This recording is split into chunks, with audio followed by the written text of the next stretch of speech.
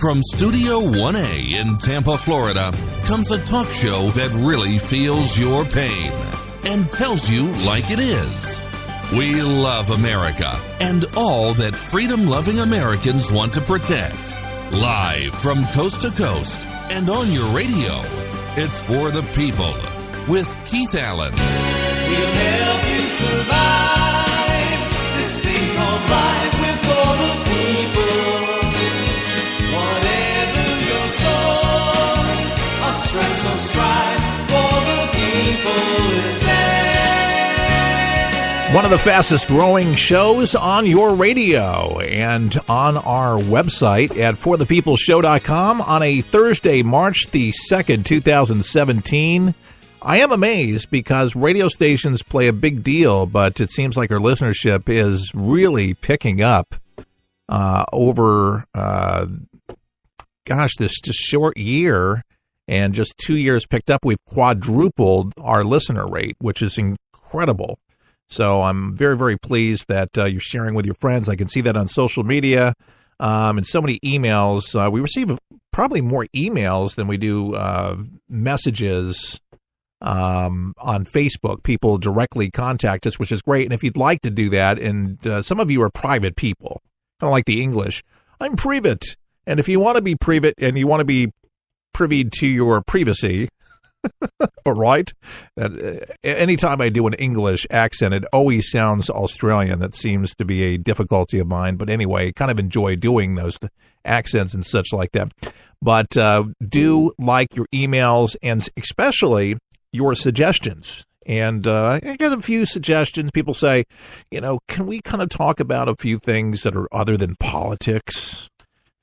Well, things are heating up exponentially, as you can imagine, and we got a big show, and yes, politics are involved there, but, understanding politics and from a layperson's perspective, because you can get so political, it's really difficult to connect all the dots and what's going on, and we try our best to try to simplify things to a degree to where, I don't want to say that we dumb it down, because I really hate that, but we put it into layperson's terms, kind of like Donald Trump.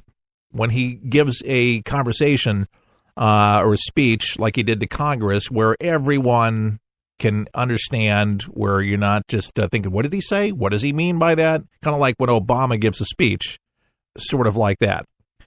So we do talk about a lot of other things and things that are happening. And when there's something good in the news that really makes sense and it's about time kind of a thing, but there's something that needs to be said about some Muslims that have stood up for our Jewish brethren. In the wake of the cemeteries, hundreds of tombstones being rolled over and destroyed, many Muslim veterans have stepped up to the plate and said, we're going to help out. Here's a Muslim Marine in Chicagoland area. He says, if your synagogue or Jewish community needs someone to stand guard, count me in. Islam requires it. This is Lake Forest, Illinois. I'm a Muslim Marine in Chicagoland. If your synagogue or Jewish cemetery needs someone to stand guard, count me in. Here's another one. I had to read that twice. It's so powerful. Houston area Jewish community, I spent 10 years protecting our country, and I will gladly protect Jewish places of worship if you need me. Powerful. Here's another one.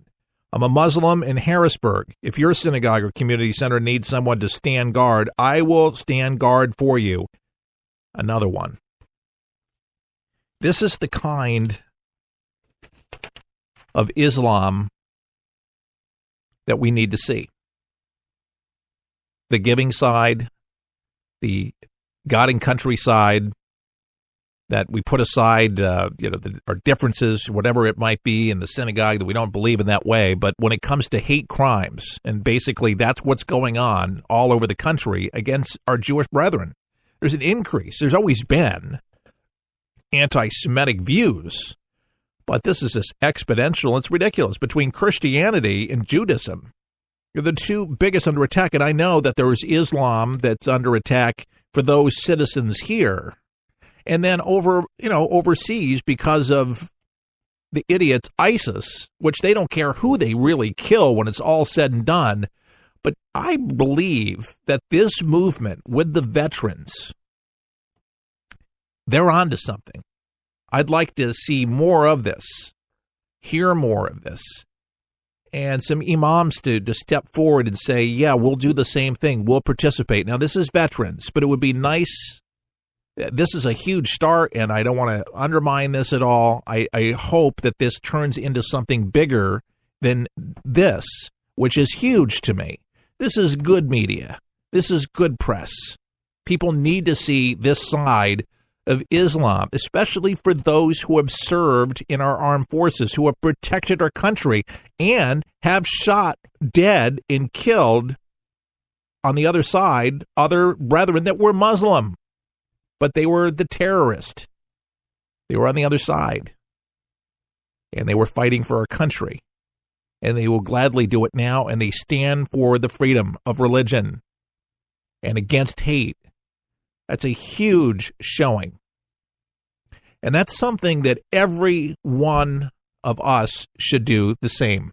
We should stand against hate.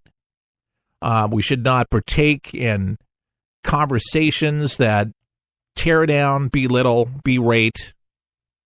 And that's something that the Obama administration has found himself. This is what they've got to do. They're sore losers. They have to pick apart. They'll have to make up things like the mainstream media, anything they can do to belittle, berate. And guess what? Guess what? They say, well, that's politics, but nobody's running for election. Or is Obama readying somebody, or if himself in some particular office? Now, many people believe this is a vendetta. And how do I know that? Well, did you hear the latest? Well, he bought this mansion on Embassy Row. He's very well off, the Obamas, as you know, bought this mansion. And guess who's moving in? Valerie Jarrett. Oh, yeah, Valerie Jarrett's going to move in. And they've set up a what they call a shadow government. And what they're going to do is supplant anything that they possibly can to bring down the Trump administration. They were going to spend money, time, resources, immobilize folks, which they've already done, and they're behind this Russia deal. They're behind the whole deal. Now, there's no doubt. We had Speaker of the House Paul Ryan today said that we have no doubt with the information from intelligence that Russia did meddle or tried to meddle, meddle. I don't know what they did and what that means because there's no real information when they say it, but proof that they were trying, at least anyway, to meddle in the elections. But there's no proof. There's cohesion with the Trump administration. Nobody, got together and strategized with the Russians to make that happen. They did this unbeknownst to anybody. But the Russians are still a big part of this for the left to be able to try now to smear our Attorney General. And this is the big talking points today. And, of course, we got the minority leader for the Democrats, Mr. Schumer. Well, this is what he had to say a little bit earlier. And, here he is, Mr. Schumer. Please speak, sir. The Justice Department must immediately appoint a special prosecutor. Given that Attorney General Sessions' impartiality is compromised, that responsibility will fall to the acting Deputy Attorney General, Dana Boente, who is a career civil servant, originally appointed U.S. Attorney by President Obama. It is incumbent upon the acting Deputy Attorney General to select as special prosecutor an individual who is beyond reproach, completely impartial. Yeah, as if there was none in Obama's administration that didn't do anything that was questionable. But did Sessions do anything that was questionable as senator?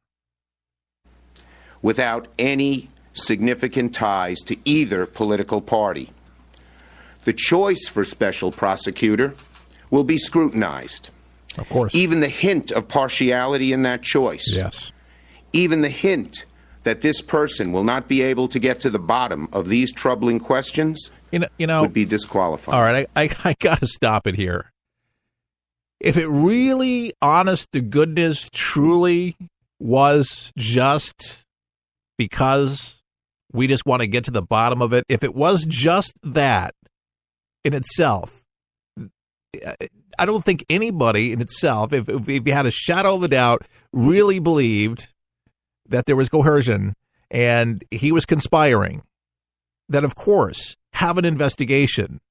He knows, as well as many Democrats and many people on the right, that there's already been an investigation. And so what Chuck Schumer is trying to do is what Al Franklin's trying to do with so many on the left is to try to get you, I got you. So, he's on a committee and has privy information to world leaders when he's not attorney general, okay, before the election, and has conversations with many people before the election. It had nothing to do with Donald Trump.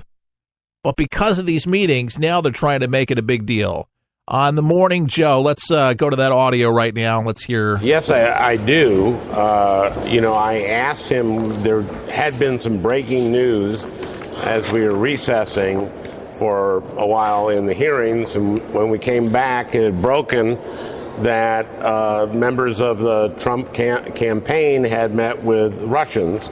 And I asked him, since he was, these are hearings for him to be Attorney General, what would he do if he learned that members of the Trump campaign team had been meeting with the Russians? And he didn't answer my question, which probably should have been, I'd recuse myself. Oh, my God. What would you do? What would you do? It's just these accusatory questions. It really is accusatory, and that's what the left has been putting out, and that's, I got you. Because he didn't answer, because he didn't say anything. He realizes that anything that he says, come on, he's the Attorney General. Give me a break. Do you answer every single question that somebody gives you? Give me a break. See, this is why people like the show. I break it down, I simplify it. But it's not this easy. This is all politics. They're going to try to destroy Jeff Sessions, and guess what? They're not. But they're going to try to slow this thing down. They're going to try to slow the Trump administration down. Try to bring more disfame, trying to discredit. And guess what? It's going to backfire on them again, like everything else has been backfiring. There's a Jewish leader in Israel. I've talked about the spiritual component, what I believe, is with America. God has blessed America. And because of some of the things that our leaders have done or our people have done, we suffer. But this Jewish leader, anyways, came out and said that he believes that God is going to bless the Trump administration because we need to be changing course, and not just for us, but for Israel. And I believe that anything that they try to do is going to backfire on the Dems because it's an attack. It's an all-out assault. I mean, think about it. Obama was not pro-Israel, pro-anything. You didn't build it. Let everybody else lead. Let everybody else, and let's get left behind. And then we got exceptionalism, Donald Trump, saying, let's make America great. Let's not lead from behind. Let's lead like we've always done. And let's continue to do that. But no, not during Obama's administration, because he is engaged with people like Valerie Jarrett and attached to teachings like Saul Alinsky's Rules for Radicals. And you should actually read the book. It's unbelievable. But this is the doctrine. This is the marching orders. This is the garbage that he believes in. It's crap. But people drink it. Too many people don't wake up. And if we didn't change course, we didn't change direction, we'd